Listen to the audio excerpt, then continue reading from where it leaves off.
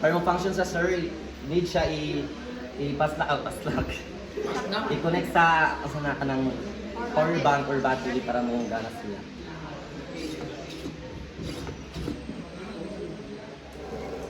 May factor. Saka. Ilabo mo ko. Mas binahon. Ang tarong nga buot ito ha. So, another one. Ay. Okay, okay. Pag-alaw pero ako no. Mahulog ka mag-alcohol. Sige guys.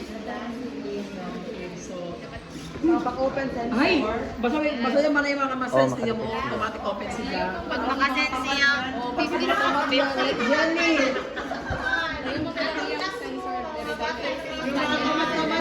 Pero ano, pwede na siya ng dako siya nga kanang Oh, pero depende siya sir kay naman ko yung uban Arduino nga dili siya makaya bitaw sa voltage kay katong niagi is kanang agamong Arduino Sa gamit dako kay na kuan, dako na kanang brush bin.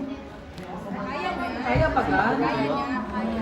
sir pwede naman siya sa servo motor. Try, kuan kaya ako. Extra share ang from.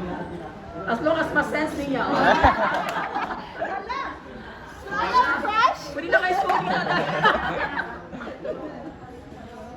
Wala ka, Brian. Ay, one kasi sa baya ka lang, buklo sila yun, hindi siya mga text. Hindi ko sa sura, ang sensor niya wala ba sa basura? Dili ang tao iba din. Ang lawas Ang namin. ang lawa. Dapat kung may iba na siya sa pili, pagkaman na siya i-masense na i-ring mo. Dapat na ako. Isa ka mo hawak. Labay mo siya, tapos wala na. Ah! Kailangan mo na sa baba. Ano ito? Sensor, itulong sa sensor.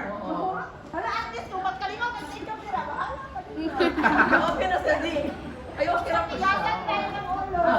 The more dako ang imong Alay na, Ben. kuan po siya.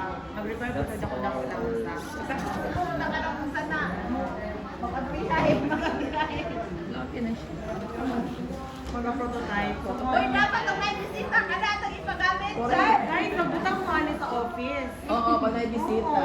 Pag may bisita, or So, sayang, hindi pa ako masangkot. Sa office sa ako. Uy, fairness, gamay na siya dito.